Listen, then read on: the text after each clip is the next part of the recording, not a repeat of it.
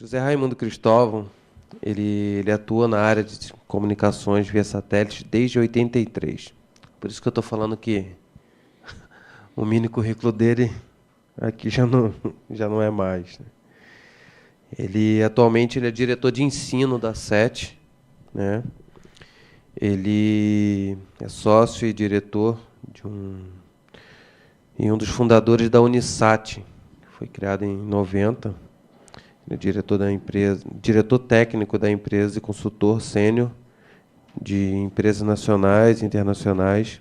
Antes da criação da Unisat, ele trabalhou na NEC, Telebahia e na Embratel.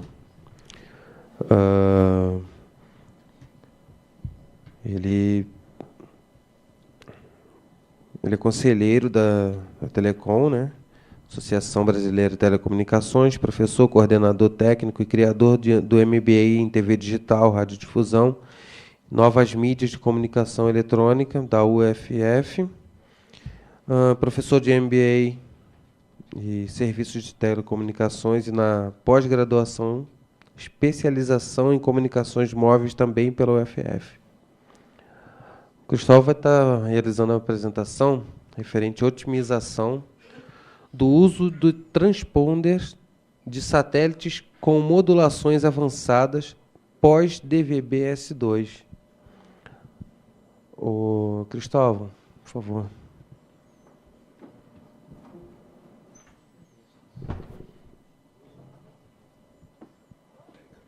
Aqui, Cristóvão. Bom dia a todos. Queria, em primeiro lugar, agradecer a presença de vocês. Queria agradecer ao Ivan, ao Fred, Remy, pelo grande esforço por esse evento aqui, agradecer à RPC, agradecer à Universidade Positivo e também a equipe que ajudou o Ivan, na figura do Nelson Faria, do Daniel, Ana, eu e a Nelisa e o Márcio da Futura, que nos reunimos algumas vezes lá no Jardim Botânico para começar a tentar ajudar o Ivan. Estou muito feliz que em Curitiba, como primeiro ano, o eco foi muito bom. E também queria dizer que essa apresentação, apesar do título, é uma evolução tecnológica natural, né? Muita gente fala em quebra do teorema de Shannon, o que não é verdade, mas é muito importante porque a distribuição e contribuição de conteúdo de TV, hoje, mais do que nunca, é uma coisa primordial para todas as emissoras, né? Não só para interiorização, porque a gente quer interiorizar já dentro do padrão ISDB-TB, então a gente faz com BTS otimizado, mas também para jornalismo, quer dizer, N para 1, para jogos, para N eventos, e a gente precisa ter agilidade, flexibilidade e custo razoável, o custo pega, né?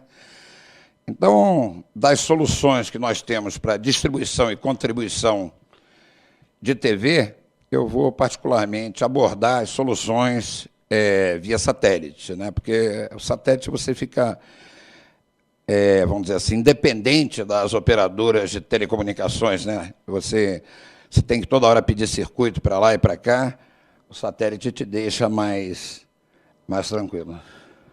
Conseguiu abrir, não? Está quase, está esquentando. Bom, eu vou levando aqui. As soluções via satélite passam por dois segmentos. Segmento espacial, que a gente usa uma fração de uma das repetidoras existentes no satélite que a gente vai selecionar, e a parte de segmento terrestre, que são as estações terrenas, que vão compor, né, a parte de transmissão, ou seja, o uplink, e as estações terrenas que vão compor o downlink, né? Um dos grandes ofensores tem sido o segmento espacial, o curso de segmento espacial, para a gente começar só a conversar. Isso aí vai ser complementado. Eu esqueci de agradecer aos meus colegas da comunidade de satélite estão presentes, o Rodrigo, que vai nos brindar com a palestra à tarde, o Rodrigo da Telesat, e o André Malvão, também da Stauan, e agradecer aos meus amigos também toda a comunidade de satélite, que amanhã eu estou pegando avião às 6h47, que amanhã a gente tem um evento de satélite lá no Rio, que é o dia inteiro, onde as operadoras de satélite vão apresentar todos os novos satélites disponíveis, né? Todos os satélites disponíveis, então amanhã no Rio vai acontecer no Hotel Flora, então tem que sair se o aeroporto aqui abrir, né? E então esse segmento espacial tem sido, vamos dizer, um dos ofensores. Então você diz assim, pô, mas como é que se cobra por uso de transponder de satélite, né? Como é que se usa? Eu já passei, né? Está com ele. que está aqui comigo é do Nelson. É ele mesmo. Então, onde é que está aqui? Está na pasta 7 Sul, na 7 Regional Sul. Regional Sul aqui, procura Regional Sul, lá embaixo. Regional Sul, está aqui, 7 Regional Sul. É isso, aí mesmo. Aí está aí. Otimização, de baixo, de baixo. Isso. Até corrompeu o arquivo, até vou ter que usar de artifícios aqui, porque tem muita coisa que eu já tinha triado. Então, prosseguindo, um dos grandes ofensores é o custo do segmento espacial, porque o custo do segmento espacial ele é OPEX, é gasto mensal. Então, normalmente você paga por esse uso de transponder de satélite, pode ser 3 maneiras. Você tem um contrato que a gente chama de contrato permanente, né, que você faz contrato de 1, 2, 3, 5 anos, né, a operadora sempre gosta que você faça contratos longos, que aí você consegue algumas vantagens. Agora, tem contratos que você precisa fazer programado, por exemplo, Copa das Confederações, Copa do Mundo, Campeonato Brasileiro, Copa do Brasil, que a gente chama de programado. Aí já é outra escala de preço. E tem o terceiro, que é aquele urgentíssimo, que é urgências jornalísticas, em que você diz, olha, eu preciso fazer a contribuição agora, estou precisando fazer isso agora. É outro custo, ok? Agora é outro custo. Então, normalmente nós chamamos disso contrato permanente, o contínuo, o programado e o ocasional.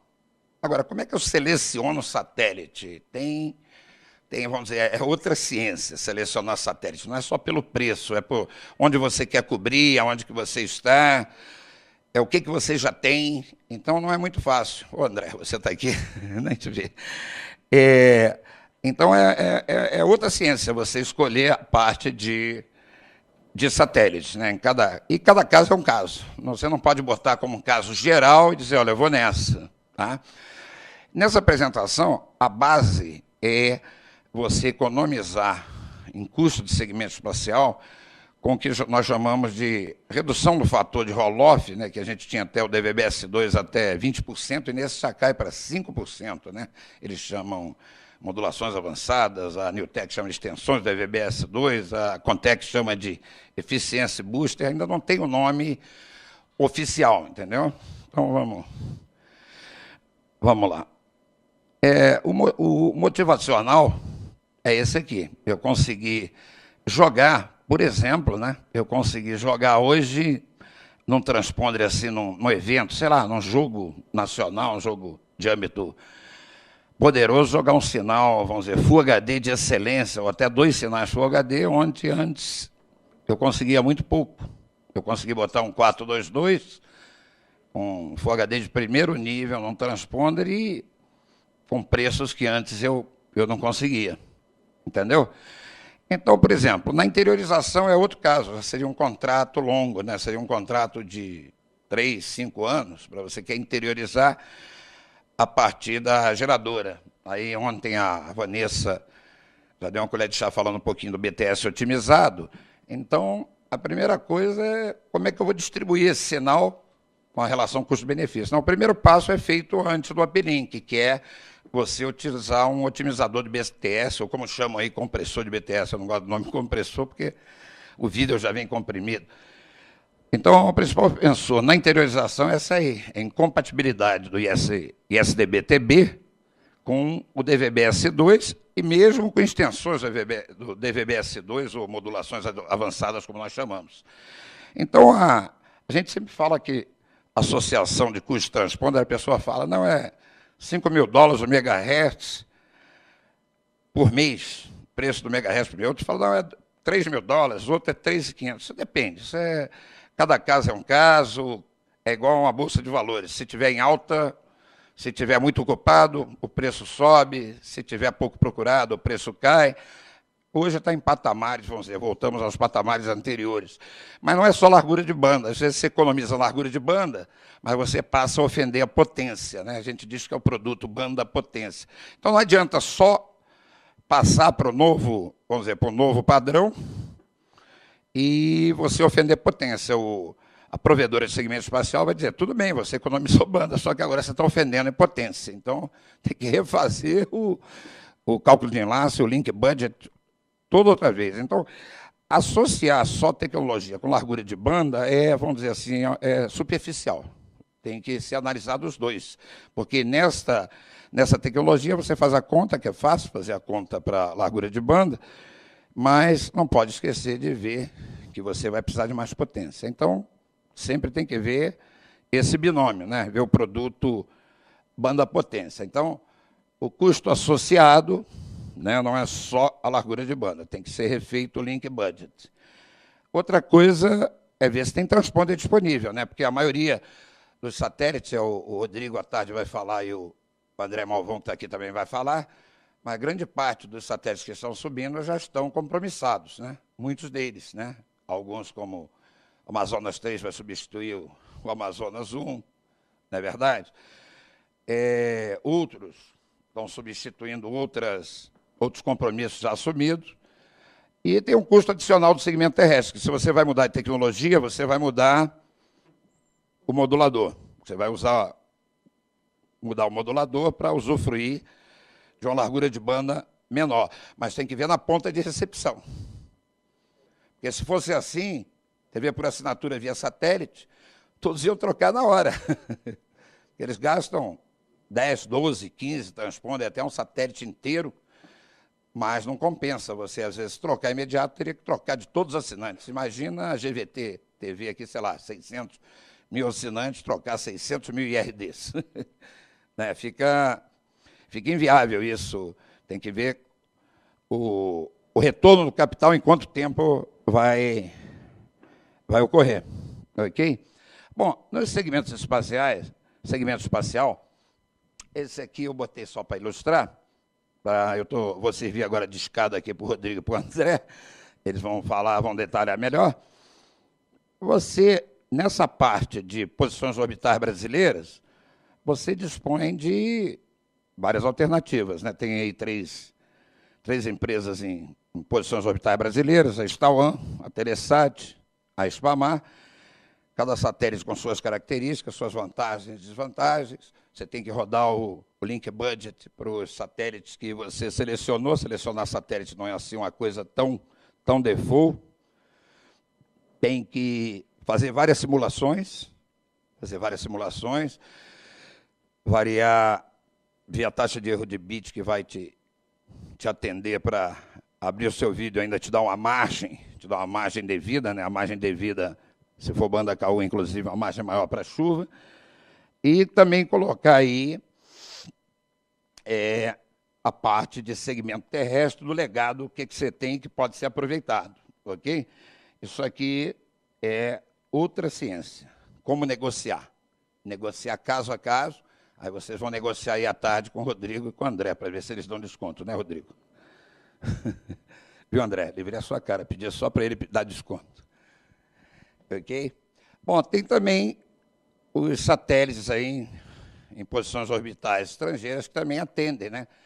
O Rodrigo deve falar do ANIC G1, que tem já características. A cada ano que passa, cada satélite que é lançado tem um ganho sobre a geração anterior, né? Porque a área de satélites de comunicações usufrui de uma ciência ainda mais complexa, que são as viagens espaciais. Então, a cada ano, a geração de satélite é mais avançada que a outra, e a gente usufrui desse benefício. Eu estou colocando, para não ser injusto, com as posições orbitais estrangeiras, o CS6 também, que vai ser lançado da SES, né, e o satélite da Intelsat, o Márcio, apesar de não dar palestra, ele está ali, Márcio Assis Brasil está ali. E essa comunidade de satélite, apesar de serem concorrentes, nós formamos uma grande família. Então, hoje a gente diz, você ganhou, mas amanhã eu vou ganhar. Hoje, mais ou menos, segundo a Anatel, esse é o market share, só para dar uma ideia antes de eu entrar no assunto principal. Isso aí varia, se é base julho, hoje já deve ter mudado um pouquinho, tá? Só para você terem uma noção. Se vocês entrarem no site da Anatel, lá tem relação de satélites autorizados, embora aquilo eu verifiquei ontem à noite, está defasado, está defasado do que existe, mas serve de referência, ok? Então, vamos ver aqui no enlace satélite, tá? No enlace satélite, você tem dois casos aqui, né? Primeiro, quando o uplink está no ponto central, ou seja, na cabeça da rede, né? Normalmente na emissora, e você quer fazer distribuição.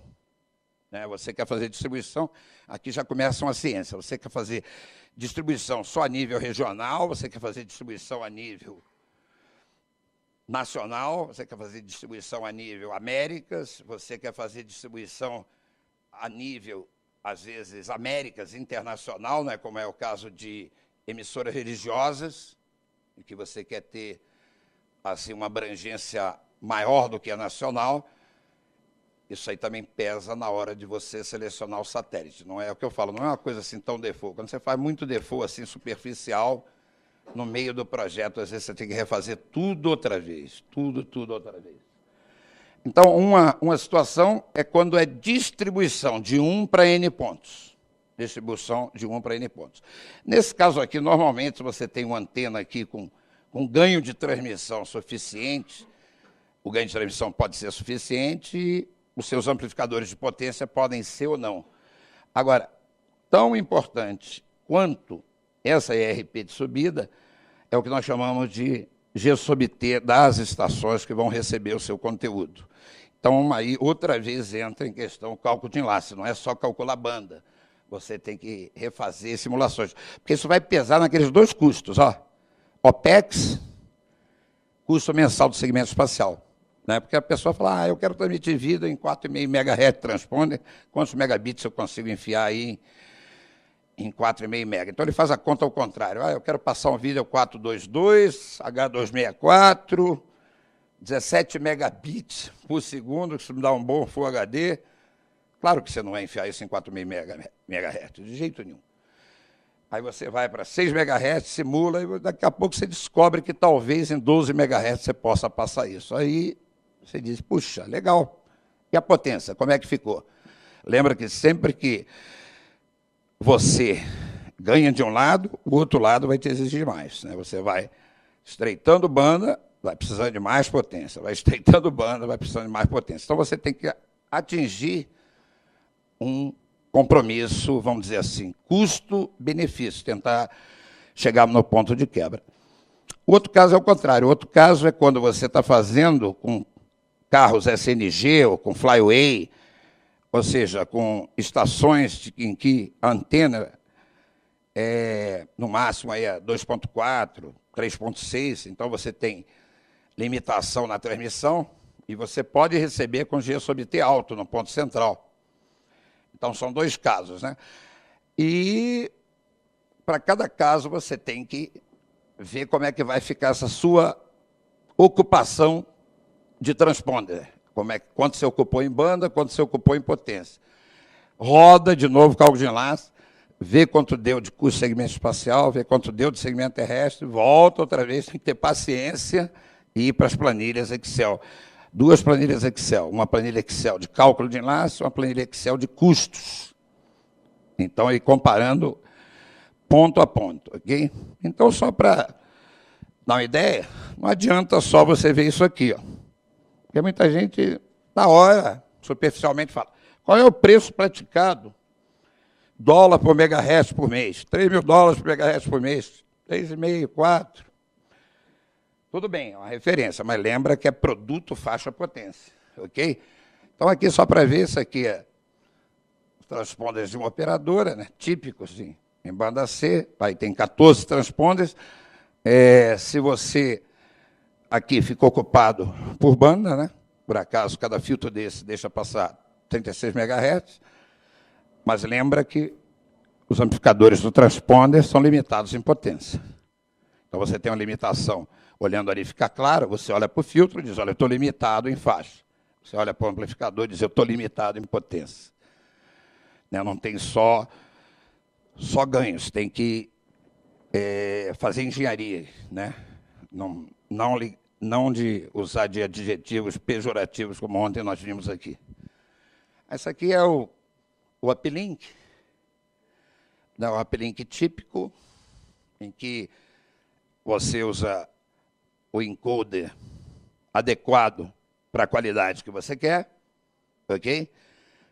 Esse encoder, se você usar o encoder e passar pelo MUX do ISDB-TB, como a Vanessa ontem explicou para vocês, esse MUX já tem que ter embutido aí o otimizador de BTS, se for o caso, interiorização. Se for o caso em que você não tem que correlacionar com o nosso padrão, puder ser transmissão simples e livre de TV digital comum, sem ser ISDB-TB, você não precisa se preocupar. Aqui você precisa estabelecer e aqui você faz o cálculo de banda.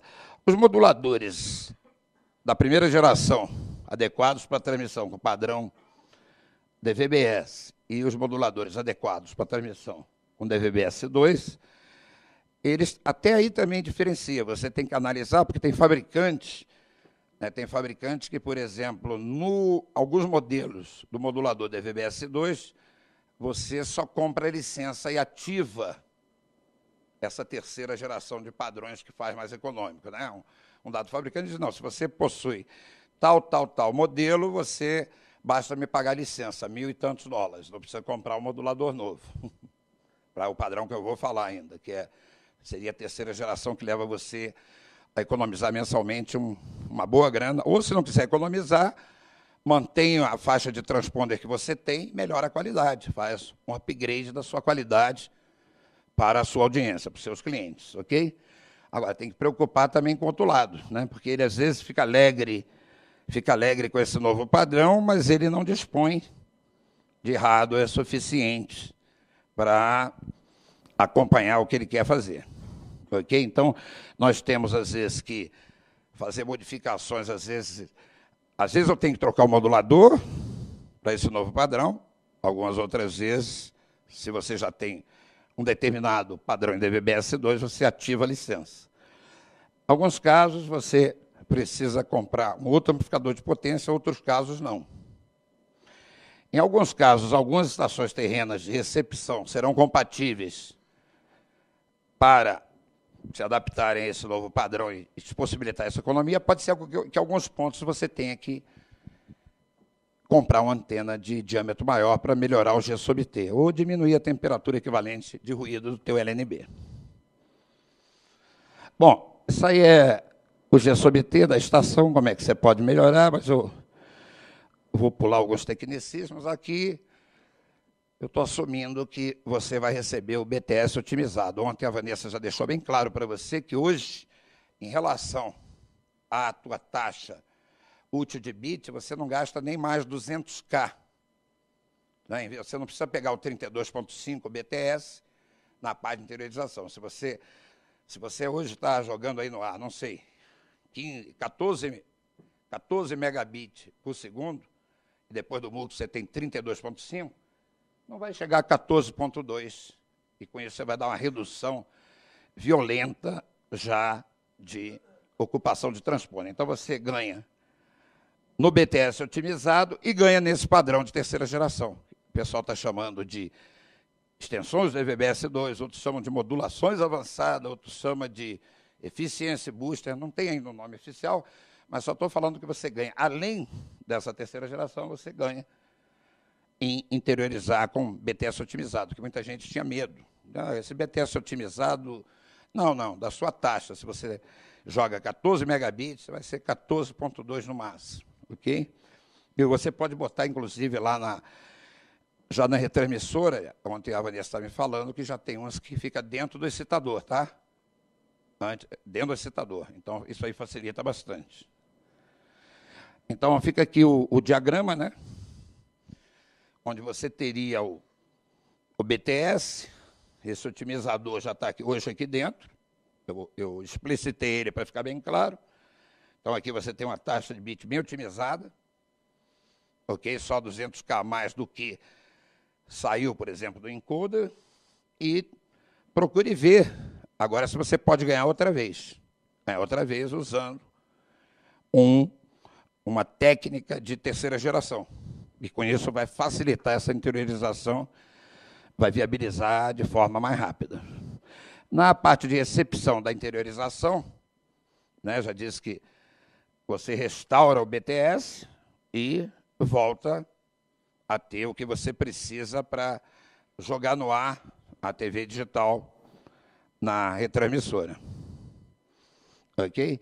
Então, isso aí é feito, você faz os cálculos, ok? Estou botando aqui os cálculos para você. A outra coisa que me pediram ali, que eu coloquei, olha, o que se falava de latência, alguns chamam retardo, delay. Hoje, com a compressão e descompressão, com os tempos de compressão e descompressão, o delay do satélite já não é mais o patinho feio. Deixou de ser o patinho feio com os tempos de compressão e descompressão. Tá? Os tempos de compressão e descompressão, aí da ordem de 3 até 4, já vi até 4,5 segundos. E do satélite você vai ter aí 250, 300 mili, quer dizer, deixou de ser o patinho feio. Ok? Vou pular isso aqui, essa parte, eu quero ir direto para lá. Bom, antes isso aí foi a evolução dos modems, né? Os modems foram evoluindo de QPSK, 8PSK, 16, e ali está errado, não é 16 APSK, 32 e 64, APSK terceira geração. Bom, aqui que está a chave dessa terceira geração, eu não sei se, como a maioria aqui falou que ontem era de engenharia, o cálculo da largura de banda é só você pegar a taxa de símbolos e multiplicar por 1 mais alfa, onde alfa é esse fator aqui, por exemplo, o alfa aqui é 0,25, o alfa aqui já é 0,35, né? Esse novo alfa que nós vamos falar, ele leva aqui para 0,05, quer dizer, ele levando para 0,05, quer dizer, é só 5% a mais em relação a se fosse retangular a forma de onda do filtro. Ok? Seria retangular a forma de onda do filtro. Então, essa nova tecnologia me traz aqui o alfa, o fator de Roloff, para 0,05, né? Muita gente às vezes pergunta que eu sempre boto esse 26 dB porque não é divulgado. 26 dB é a definição de largura de banda necessária para aproveitamento de mais de 99% da energia da portadora pós-modulada. Então, aqui nesse ponto de quebra, nós tínhamos no DVB-S só 0,35. Você já teve uma melhora que o DVB-S2 vem até 0,2, 20% a mais. Agora, nessa terceira geração, 0,05. Então, veja, 1 mais 0,05 fica a taxa de símbolo, symbol rate, vezes 1 vezes 0,5. Quer dizer, você só aí, né, você em baixar de 0,2 para 0,05, só aí você já ganhou 25% em banda. Só aí, só nessa conta. Então, essa conta, BW igual symbol rate vezes, abre parênteses, 1 mais alfa, você tem a largura de banda correspondente. Essa aqui é a grande chave está aqui, no 0,05, ok? Nesse 0,05. Agora, lembre-se que quando você faz isso, você vai precisar de mais potência.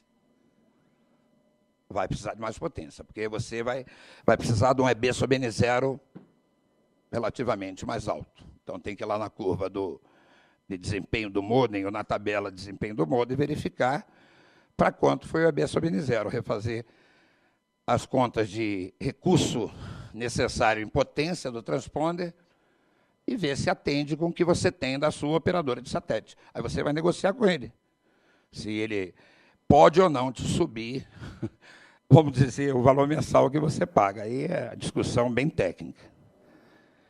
Ok? Então, essa aí é a fórmula, mais ou menos, para cálculo de banda. Para DVB-S2, você tem que inserir mais o piloto, quando você tiver com o piloto on, ok? Mas aqui, se você ver, isso aqui está para DVB-S. Isso aí está para DVB-S. Mas é mais fácil a fórmula, BW igual symbol rate vezes 1 mais alfa. Quebrou, Daniel? Você me deu um troço quebrado. Estou brincando. Estou brincando. Ok? Vamos lá. Então, está aqui. Algumas simulações. O fabricante gentilmente me cedeu.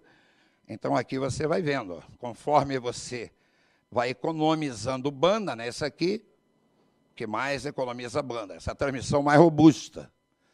Seria bem antigo, ninguém está mais usando isso. QPSK de meio, né? Ok? Com 100% de redundância, né? Do código de correção de erro. Você ocupa uma banda fantástica, tem a melhor robustez, quer dizer, você tem que ver. Você quer robustez? Sacrifica a banda. Ah, quero economizar banda. Economizou banda, mais potência, um pouquinho menos de robustez, mas continua bem robusto. Bom, quero economizar mais banda. Opa, subiu potência. Quer dizer, economiza mais banda, gasta mais potência. Até que determinadas combinações aí de mod-code, você, com certeza, vai chegar num ponto que você não vai poder subir mais, economizar mais, que o ofensor deixa de ser largura de banda e passa a ser consumo de potência do transponder. Me avisa os tempos. Isso aqui é o quê? Cadê? Aquilo é o que falta? Pô, só isso. Ok. Bom, então você tem que... Eu coloquei aqui dos lados.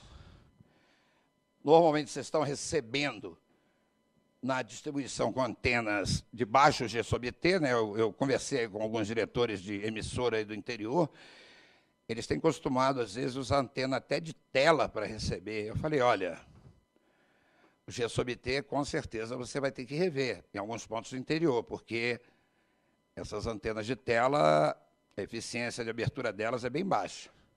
É bem baixa, não adianta olhar só pelo diâmetro. Não adianta olhar pelo diâmetro que você vai ser levado a resultados, às vezes, que podem te enganar. Você, eu tenho uma antena lá de 360, para mim não diz nada. O diâmetro não diz nada. Eu quero saber quanto é o ganho de recepção efetivo dela, porque a temperatura equivalente de ruído dela, quer dizer, mas é mais barato. Bom, você, às vezes, está inviabilizando economizar mais ou teimar em usar uma antena não adequada, que seria um custo bem menor. Então, tem que rever esse conceito de utilizar antena só porque é barata, às vezes na recepção. Às vezes você está inviabilizando o enlace do G sobre T. A recepção, o G sobre T é o fator mais importante do subsistema de recepção. É o G sobre T da estação terrena de recepção. E na transmissão lá, as antenas de transmissão, ver com que se ela tem ganho de transmissão suficiente para RP no ponto central. Né? Isso aí tudo você tem que rodar no cálculo de enlace. Depois eu posso dar uns sites para vocês se orientarem, ok? Bom, o cálculo de enlace, como eu estou falando aí, o objetivo dele é fornecer subsídio. O cálculo de enlace não resolve o seu problema. Ele serve de subsídio, é igual você fazer depois uma bateria de check-up. Você faz o check-up, mas alguém tem que saber analisar. Você faz o cálculo de enlace, roda, roda, roda, e te dá subsídios para você tomar decisões. Para que o engenheiro responsável tome decisões. Tome decisões, se eu aqui diminuir a antena aqui, eu vou economizar em tantas antenas do segmento terrestre, vai resultar em economia de tanto, porém, eu vou aumentar o consumo de potência no transponder. Então, a gente brinca, diz que é um jogo de gato e rato. Você tem que ser bem analítico, tem que ser bem metódico, tranquilo, sem correria, assim, para decidir no emocional. Tem que decidir que seja qualquer decisão. Não, às vezes você vai quebrar a cara. Vai quebrar a cara.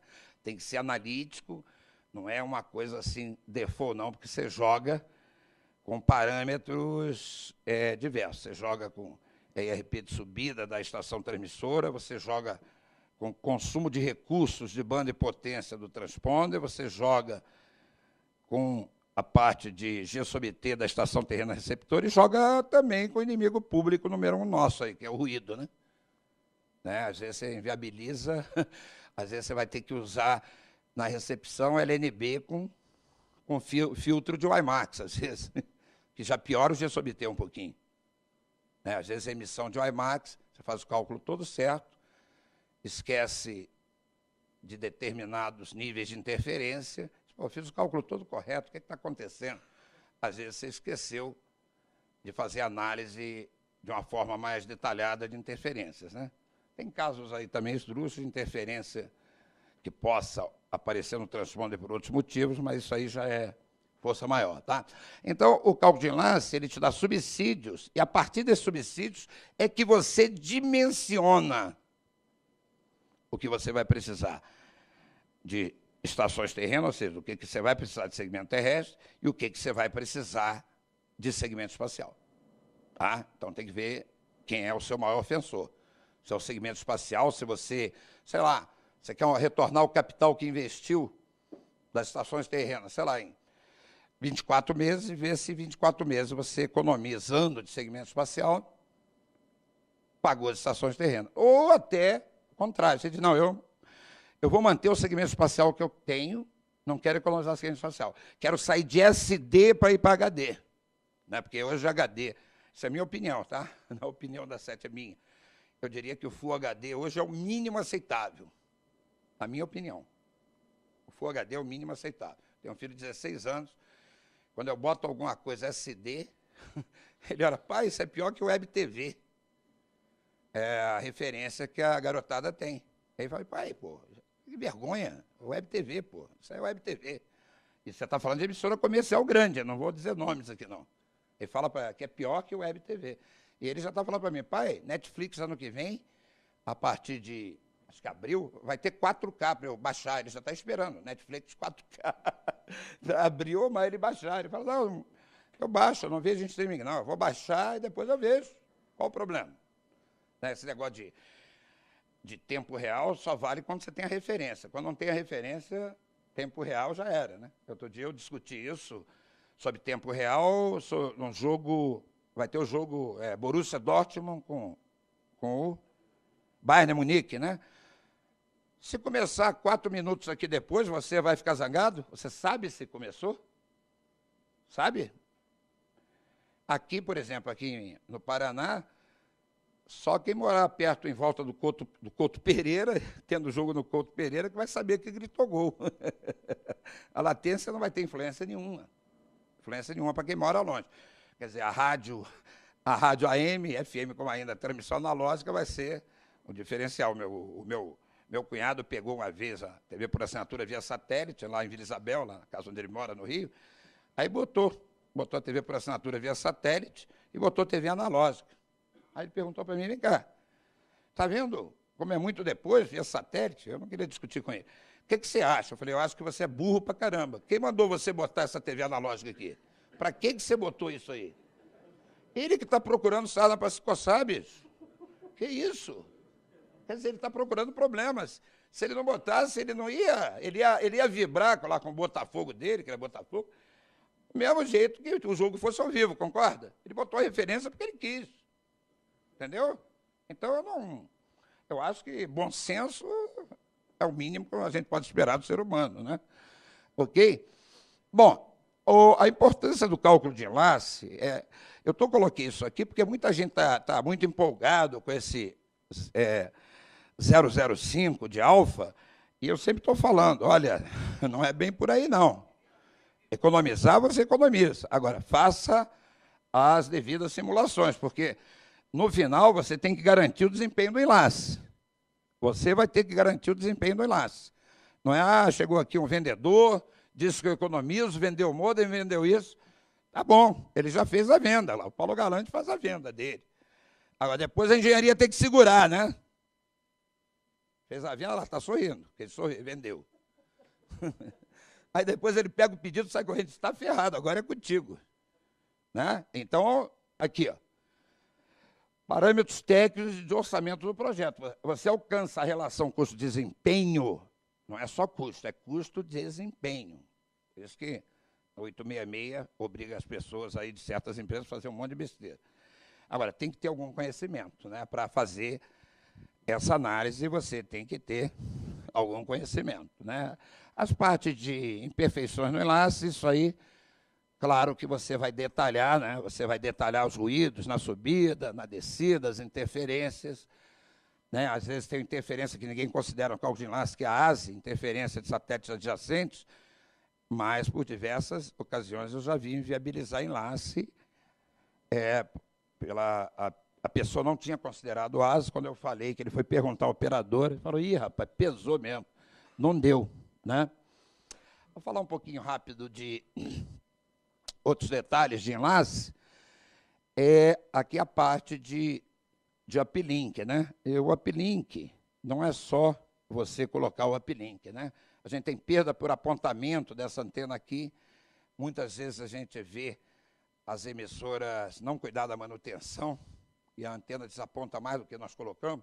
Nós colocamos no máximo, no cálculo de enlace, 0,3 dB, 0,5 já exagerando, mas às vezes a gente costumava ver, não é? A pessoa apontava, acabava o teste, agora aperta. Quando apertava, a antena sai fora, né? Está lembrado? E continua desse jeito, quer dizer, a mão de obra está cada vez mais escassa, a mão de obra que eu falo de qualidade, e você começa a infringir certas regras da boa operação, da boa manutenção. Idem na parte de recepção. Na parte de recepção, do outro lado, eu diria até que é pior, porque a mão de obra no interior você não tem tanta qualidade quanto no ponto central. Você também tem que ver essa parte de perdas de apontamento, antenas enferrujadas, antenas sem ser lavadas uma vez por ano, quer dizer, não adianta você sair ganhando, tá? A parte de consumo, isso aí que eu estou falando, de consumo de banda no transponder. Eu vou aproveitar esse tempinho aqui para mostrar uma coisa que não vai dar tempo de eu mostrar. Só mostrar isso aqui rapidinho. O cálculo de enlace, quando a gente faz, não é só a parte de subida, não é só a parte de descida, né? Aqui tem, não é só a parte de descida e a parte de subida, tem a parte de intermodulação também. Então, o cálculo de enlace é resultante de subida, descida, mais ruído no transponder, né? Então, isso é para evitar que as pessoas caiam em certos contos aí que alguns vendedores chegam com soluções milagrosas. Engenharia não tem milagre, por isso chama-se engenharia. Tá? E outra coisa, disponibilidade, né? As pessoas, antigamente, eu e o Rodrigo saímos aí pelo Brasil um bom tempo, né, Rodrigo? Tirando o mito da banda Caú, lembra? Muito tempo, né? 8 anos tirando o mito da banda Caú. É verdade que atenua? Sim, atenua. Aí eu sempre dizia, começava as minhas apresentações falando, poxa, se o Santos Dumont ou os irmãos Wright, na época falava assim, o metal e a madeira que compõem o avião são mais pesados do que o ar. Não vai ter avião. Não vai ter avião. Então eu falo, quando se apresentar um problema e as escolas de engenharia não puderem pensar, não puderem estudar, fazer modelos, modelar e tentar pelo menos estatisticamente resolver esse problema, não precisa mais escola de engenharia, pode fechar todas, pô. O metal é mais pesado que o ar. Então, Mandacaú tem? Claro que tem. Se fosse assim, não faria satélites hoje em 50 gigas, 60 gigas, né? A Spamar agora está com satélite Amazonas 3, que é em Mandacaú. Sobe na faixa de 30 gigas, desce em 20. Vai cair a disponibilidade? Vai. Tem soluções? Tem. Aí eu mostrei o diagrama dos Estados Unidos. País que tem a melhor rota de fibra ótica, Estados Unidos. País que tem a melhor rota de metais, Estados Unidos. País que tem a melhor rota de micro-ondas, Estados Unidos. País que tem a melhor... Estados Unidos. Quem mais usa satélites no mundo? Adivinha? Estados Unidos. Então, ele usa onde deve usar, não é verdade? Tem hora que você usa um carro, hora usa um avião, hora você vai a pé, pô. Tem que saber a hora de usar o meio de transporte certo. Falar igual o carioca. Tem hora que eu vou de a pé, que é a melhor solução. Quando está tudo congestionado, eu vou de a pé. Então, aqui você também tem que calcular a disponibilidade que você quer. Né? Ali, aquele número ali é só para referência, ele não é verdadeiro, aquele último, né? Aquele último pega o número de minutos de queda do serviço no ano dividido por 12. Mas a natureza não se comporta de forma linear.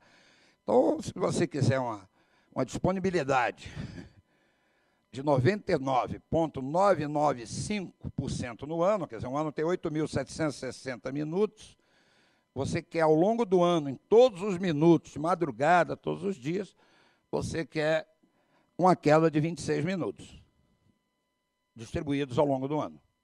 Agora, tem como você estimar essas quedas? Até pode, e você tem que procurar as soluções. né? Tem quedas que não estão aí computadas, porque contratualmente não são consideradas queda, porque são os momentos de interferência solar. Isso aí não é computado em nenhum lugar do mundo como queda, tá? Isso aí não é considerado. Então você tem que saber a solução. Você quer usar banda KU? Quero. Ah, vou fazer um jogo. Quantas horas? 5 horas de jogo. 1 hora antes para aquecer, fazer os handshake, preparar tudo, para não ficar igual a mim, que foi adicionar alguns slides antes da hora ali, deu o arquivo corrompido. Isso aqui deu arquivo corrompido. Não. Aí eu peguei o arquivo meu velho. Esse é o velho, não é aquele bonitão, não. Eu estou aqui. E, além da disponibilidade, né, lembrar na parte dos dimensionamentos, né? Fechando aqui, eu vou voltar só rapidamente o BTS, né? Essas soluções com 005, né? Essa solução aqui cai para 005, symbol rate, né? Desculpa, o alfa, né? Então, a banda aqui está banda ocupada, symbol rate vezes 1 mais alfa. Então, esta última tecnologia, que eles estão chamando de modulação avançada, a chave está principalmente aqui em 005. E está se vendendo aí no mercado que a modulação 64 APS-K funciona contento. Olha, nos testes que eu tenho acompanhado, não tão de perto, mas semanalmente eu vejo alguns amigos que estão fazendo teste em algumas empresas. Olha, com 16 APS-K a gente garante um banda potência, um produto. Em 32 APS-K já depende de uma série de fatores. 64 APS-K eu não vi nenhum teste ainda satisfatório. Pode ser que a gente chegue já, porque é uma coisa muito nova. Então, eu queria que você botasse que essa nova tecnologia tem um alfa até 005, opção de modulação até 64 APS-K, ok? Alguns fabricantes, depende do modulador que você tiver, por licença, outro você vai ter que comprar. Os 3 que têm mais dado palestras aí, eu posso dizer, os 3. Um é a Newtek, o que o Bart tem dado excelentes palestras, o Bart é extremamente competente, extremamente técnico. Confio plenamente nos testes que o Bart faz, da Newtek. Outro é a NS3, a Novelsat, né, que eu não sei quem está representando a Novelsat aqui no Brasil, normalmente vem os portugueses. Novelsat é israelense. E a terceira é a Contec, que tem uma tecnologia chamada EB, Efficiency Booster, lá da turma da Contec. Tá? Então, é para os radiodifusores realmente fazerem as suas simulações, porque hoje quem está usando 6 MHz transponder pode caminhar para um SD já com a qualidade, eu não diria de Full HD, mas chega aí nos 12 megabits, com 6 MB. Com 9 MHz transponder você faz um Full HD aí com praticamente 16 megabits, tá? Pelos testes que tem apresentado. Na parte de contribuição, dependendo do que você tenha, pode tranquilamente usar a banda KU. O Rodrigo vai falar melhor nessa parte de como fazer um cálculo de enlace mais preciso para a banda KU, ok? E só para evitar essas coisas aqui que eu queria que vocês evitassem. Está aqui, cadê? O que eu queria saber se eu botei aqui. Está aqui, para finalizar. São esses aqui. Né? A chave para redução de banda, já falei, 005. Isso aqui é a chave. O pessoal está fazendo o teste. Quem está em DVB-S, com certeza, não vai pensar em passar para DVB-S 2 sem efetuar testes. Quem está em DVB-S, pode ser que faça um pulo direto para a nova tecnologia, esperando talvez um pouquinho mais.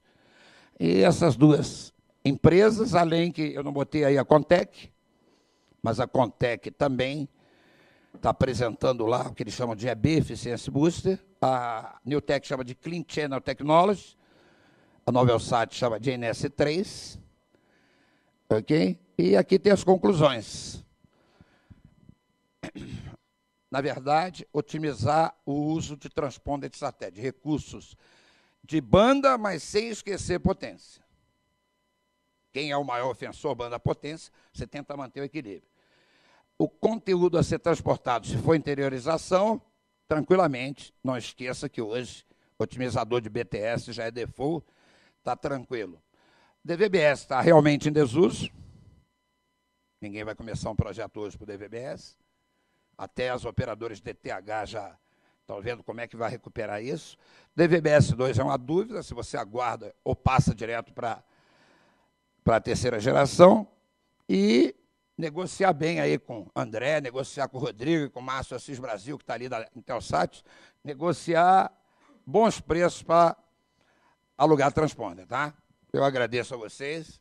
Muito obrigado.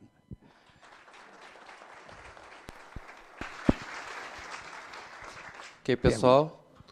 Alguma pergunta para o Cristóvão? Aqui, ó. Bom dia, Cristóvão. Bom dia. Agradeço a sua bela palestra. Obrigado. Agora, o que, por exemplo, a Newtek e as outras empresas estão promovendo essa evolução de TVBS2, particularmente na parte de moduladores, onde que eles têm produtos direto para quem faz uplink. Agora, em relação a receptores, porque, na verdade, esses melhoramentos também implicam em mudança de desempenho nos receptores também, ou seja... Com certeza. Então, por exemplo, agora vamos para o lado prático aqui do nosso mercado aqui de radiodifusores.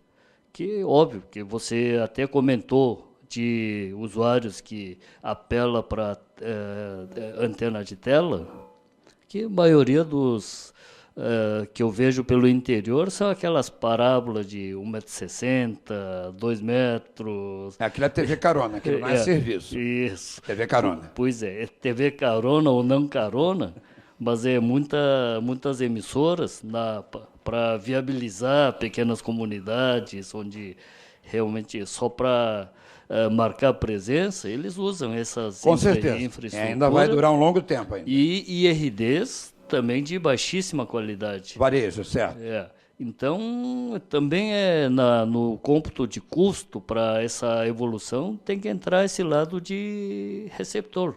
Concorda comigo? Concordo plenamente. Porém, o que eu procurei frisar no início, eu não sei se passou desapercebido, é que isso é quando você quer um conteúdo seu prêmio. Por exemplo, aqui o Nelson Faria está aqui, a Globo transmite muito conteúdo protegido. Então, é entre pontos, entendeu? Não é para você fazer, por exemplo, free-to-air. Você vai fazer free-to-air, como é o caso que você está falando, TV carona chama free-to-air, né? Você deixa aberto, né? O pessoal diz que são usuários do teorema de Jacques. Jacques está aqui, nós pega, né? Mas, então, esses usuários do teorema de Jacques, eles vão continuar, né? Porque tem, além do free-to-air, que é legal, ainda tem a comunidade Azebox, né? Que a gente procura não falar porque é pirataria, mas é grande a comunidade também. O que vai acontecer é o seguinte, esse tipo de tecnologia que eu estou falando é profissional. É para você distribuir, por exemplo, estou falando do jogo Bayern de Munique e, por exemplo, o Borussia Dortmund. Eles vão pegar isso direto lá da Alemanha. Com certeza vou usar essa tecnologia. Não tenho a menor dúvida.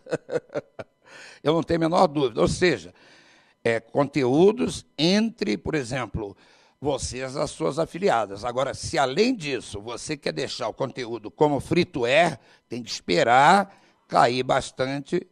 E esse desenvolvimento de RD com essa tecnologia se torne viável, né? O DVB-S2 também ficou um tempo, lembra?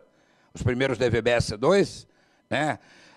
Até vinha um Anadige, até o receptor da Digi demorou a sair, não é verdade? Você ir na Santa Efigênia hoje é 50, 60 reais, né? Ou lá na República do Líbano, lá no Rio. Mas eu estou falando dessa tecnologia para quem quer realmente melhorar a qualidade. Por exemplo, eles estão transmitindo 422, pô. 422 e um conteúdo que dá surra no conteúdo europeu e até no americano, a qualidade da que a Globo transmite. Não é para... isso hoje ainda não é para varejo. Isso não é tecnologia. Se fosse assim, a primeira que ia mudar era a Sky, a Claro TV, a GVT TV, né? Se tivesse o IRD barato, concorda? Isso, a qualidade broadcast. Isso aí, qualidade broadcast.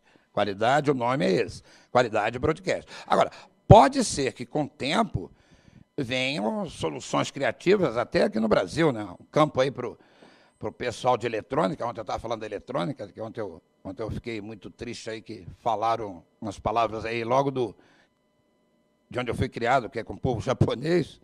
Eu saí da faculdade e fui para o Japão. Eu fui da NEC 10 anos, então fiquei muito triste com o que foi falado. É até uma chance para os eletrônicos, né, desenvolverem, vamos dizer assim, IRDs, né, com essa nova tecnologia a custo. Isso vai acontecer, sem dúvida. Eu não diria que leva 2 anos para isso, para varejo, entendeu? Eu estava brincando lá com o pessoal lá atrás, que eu uso lá na UF, eu uso 5 teoremas, né, de brincadeira que eu criei. Eu criei o teorema de Cazuza, né? Eu digo assim, o teorema de Cazuza é o seguinte: o tempo não para. Se você parar, ele não vai parar por causa de você. Você tem que se apressar. O segundo teorema é o teorema de Lulu Santos. Tudo muda o tempo todo no mundo. Se você não mudar, bicho, o resto todo em volta vai mudar. O terceiro é do Belchior, né? Naquela música Como Nossos Pais, que ele fala que o novo sempre vem, e vai vir, se você não se renovar. E o quarto é do Raul Seixas, que ele fala: prefiro ser essa metamorfose ambulante. E a última é o teorema de Jacques, o mineirinho, que ele fala: já que está aqui, nós compra. E vai surgir um novo para ser comprado, não tenho dúvida, isso aí deve levar 2 anos, 2, 2,5, máximo 3, para que isso se torne produto de varejo, tá? Porque a tecnologia hoje é assim, né? Você compra um computador desse aqui hoje, é novinho, daqui a 5 anos ele não serve nem para rodar nada, tá, ok? Cristóvão, tem mais duas... Aqui, ó. Aqui. Tem mais 2 perguntas aqui. Que de tentar fazer isso em menos tempo. É do Márcio Assis Brasil? É, o próprio. Não, eu conheço o pai dele, não vale. Eu conheço o Assis Brasil. Foi meu professor e meu amigo. Cristóvão, parabéns pela palestra. Obrigado.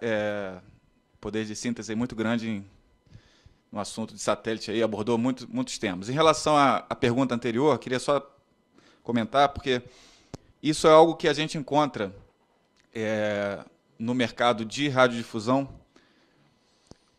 pelo Brasil inteiro. Historicamente, pelo início do satélite na década, no Brasil, satélites brasileiros na década de 80, os satélites tinham posições orbitais bastante separadas umas das outras, com alta potência sobre o Brasil, o que fazia com que as estações de recepção pudessem ser bastante modestas. Com certeza. E, com isso, recebendo os sinais com qualidade suficiente para fazer as retransmissões locais. Com a entrada de outros operadores, com o aumento das posições orbitais, o problema que você mencionou, Ásia, né? de satélites adjacentes, ele começa a ter importância e a gente vai começar a perceber que essas estações, como foi falado na pergunta anterior, desculpa, eu não gravei o nome, mas... O ZOC, lá da Rede Massa, é famoso ele. ZOC da Rede Massa. Isso o que ele comentou no interior é algo que a gente encontra com bastante frequência. Antenas teladas de 1,8 até 1,5 metros.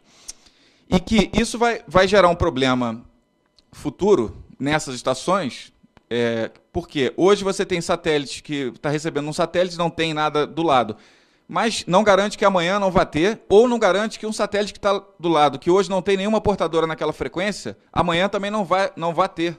Com certeza. E isso é algo que a gente tem que trabalhar na qualidade, porque com essas modulações mais avançadas, com as técnicas mais avançadas, isso também começa a ter uma demanda maior pelo dia sobre a estação. Então, eu queria ter teu comentário sobre isso aí. Eu agradeço, porque o que ele falou é gravíssimo, que eu já tinha falado, mas eu falei muito rápido.